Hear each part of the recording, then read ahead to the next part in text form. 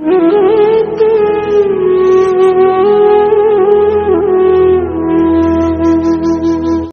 করছি পরম করুণাময় আল্লাহর নামে। হে বিশ্বদরদী, আজ আপনাদের জন্য নিয়ে এসেছি দায়েমন সালাত। দায়েমন শব্দের অর্থ সারাক্ষণ, সালাত শব্দের অর্থ কখনো সংযোগ, কখনো নৈকট্য, কখনো শান্তি, কখনো ধ্যান, কখনো উপাসনা। সালাতের বিভিন্ন রকমের অর্থ হয়ে থাকে, তা আমরা সকলে জানি। এটা বাক্যের উপরে নির্ভর করে কখন কোন অর্থ আমরা গ্রহণ করব। আল্লাহ তাগিদ করেছে তার পবিত্র কোরআনে দায়েমন সালাতের জন্য। সারাক্ষণের যে সালাত, তা আপনারা ভালোই বুঝতে পারছেন 5 ওয়াক্ত সালাতের মতো তা হবে না। কারণ মানুষের কর্মময় জীবন, মানুষের খাওয়া দাওয়া আছে, ঘুম আছে। তাহলে এরপরেও আমার মহান রব্বুল আলামিন সারাক্ষণের সালাতের কথা বললেন, দায়েমন সালাতের কথা বললেন। এই সালাতে কিভাবে আমরা রত থাকব, বা এই সালাতকে কিভাবে আমরা কায়েম করব। এই সালাতকে কায়েম করার আগে আমাদেরকে বুঝতে হবে যে আল্লাহ যখন বললেন যে পশু পাখি কীট পতঙ্গ গ্রহ তারা সকলেই সেজদায় রত। দেখুন দরদি, সেজদায় রত, সেজদা সালাত ছাড়া তো হয় না।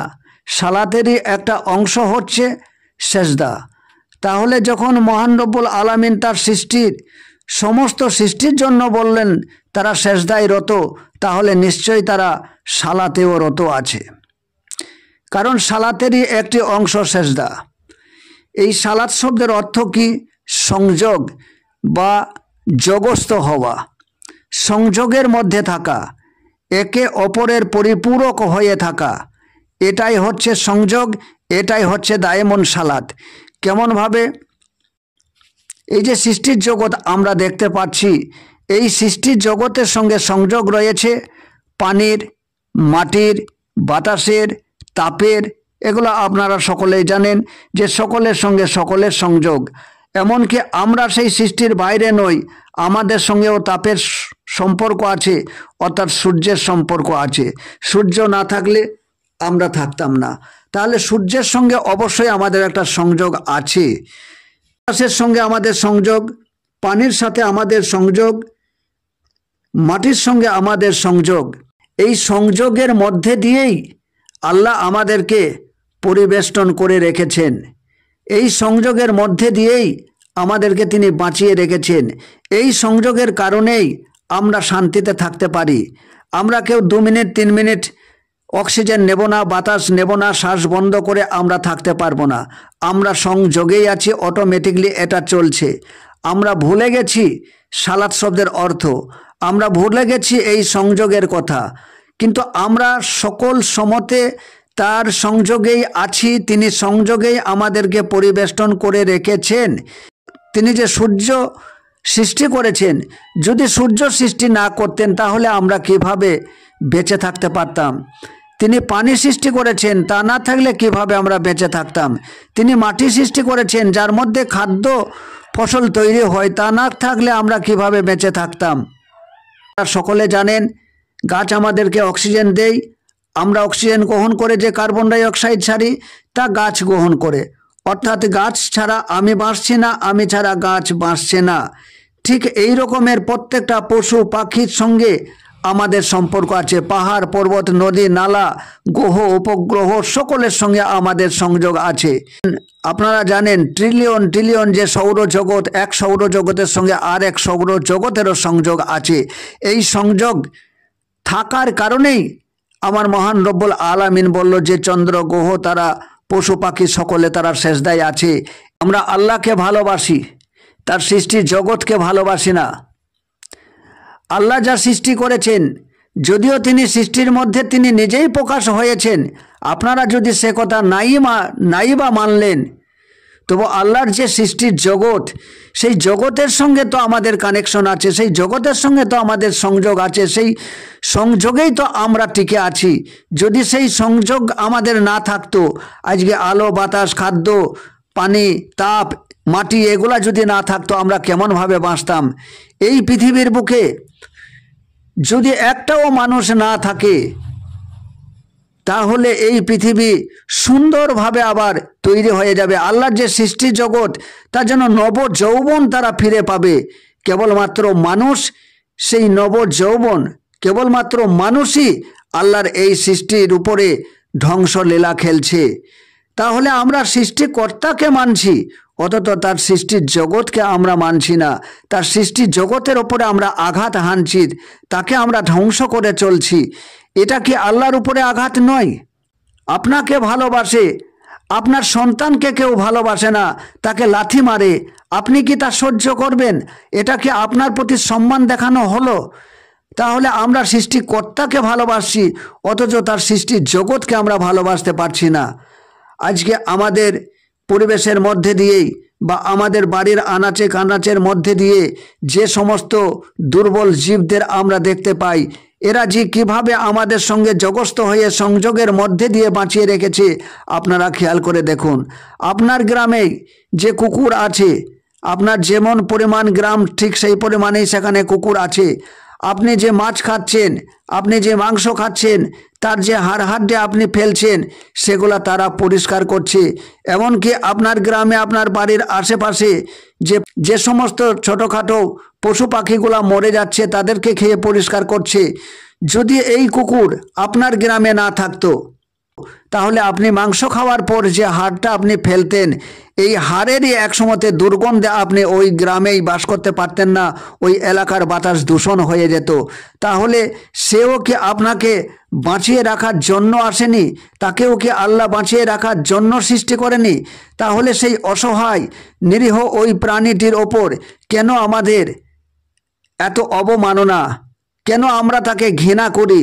কেন আমরা তার দুর্দশা দেখে তার রোগের বা তার দুর্বলতার শুশ্রূষা করার জন্য আমরা এগিয়ে যাই না? আমাদেরকে একটা শ্রেণী বুঝিয়ে দিয়েছে যে কুকুরের ছুঁইলে আমাদের নামাজ হয় না। এর জন্যই, এই কারণেই কুকুরের প্রতি আমাদের এত অবহেলা, এত অবজ্ঞা, এত অত্যাচার তার উপর আমরা করে থাকি। আমাদের কাছাকাছি এলাকায় আসলেই আমরা লাঠি বাঁশ ধরে তাকে তাড়িয়ে দেওয়ার চেষ্টা করি। কিন্তু একবারও কি ভেবে দেখেছেন, এই কুকুরই আমাদেরকে বাঁচিয়ে রাখার জন্য, আমাদের বাতাসকে দূষণের হাত থেকে বাঁচিয়ে রাখার জন্য কি কর্মটা করে চলেছে? কোন জগৎের মধ্যে দিয়ে আছে বুঝতে পারছেন? এই যে সকলের সঙ্গে সকলের যে জগৎ, সকলের সঙ্গে সকলের যে একটা পরিপূরক অবস্থা, একে অপরের ওপরে নির্ভরশীল, এই জগৎটাকেই দায়েমন সালাত বলা হয়েছে। এটা মানুষ বুঝে নিতে পারছে না। একটা শ্রেণীর মানুষ বলে দেবে দায়েমন সালাতের নিয়ত আছে, দায়েমন সালাত কিভাবে করতে হয়, আসুন আমরা শিখিয়ে দিই, আমরা দেখিয়ে দিই আপনাকে। দায়েমন সালাতের জন্য হয়তো আপনাকে ধ্যানস্থ হতে বলবে, ঘন্টার পর ঘন্টা আপনাকে জিকির করতে বলবে, ঘন্টার পর ঘন্টা, এমনকি হয়তো সারা রাত আপনাকে হয়তো ধ্যানের মধ্যে দিয়ে আপনাকে ফেলে রাখবে। কিন্তু না, পরিষ্কারভাবে বুঝুন, সালাত শব্দের অর্থ এখানে সংযোগ, সালাত শব্দের অর্থ এখানে সন্তুলন, সালাত শব্দের অর্থ এখানে শান্তি, সালাত শব্দের অর্থ এখানে নৈকট্য, সালাত শব্দের অর্থ এখানে পরিপূরক। আমরা একের অপরের সঙ্গে সংযুক্ত হয়েই আছি, এটা আমরা বুঝতে পারছি না। এটা যদি আমরা বুঝে যেতে পারতাম যে আমরা সকলেই সকলের তোরে, সকলেই সকলের সঙ্গে যোগাযোগের মধ্যে দিয়ে বেঁচে আছি, একটা সিস্টেমের মধ্যে দিয়ে আমরা বেঁচে আছি, একটা জায়গায় ধ্বংস হলে আমরা সকলে ধ্বংসপ্রাপ্ত হব, এটা যদি আমরা বুঝতে পারতাম, তাহলেই আমরা দায়েমন সালাতটাকে আমরা ইজ্জত দিতে পারতাম, আমরা বুঝে নিতে পারতাম। তাহলেই আল্লাহর সৃষ্টি জগতের উপরে আমাদের কোনো রকমভাবেই অত্যাচার নেমে আসতো না। প্রত্যেকটা জায়গায় যে দুর্বল মাখলুকাত আছে তাদেরকে বাঁচানোর আমরা চেষ্টা করতাম।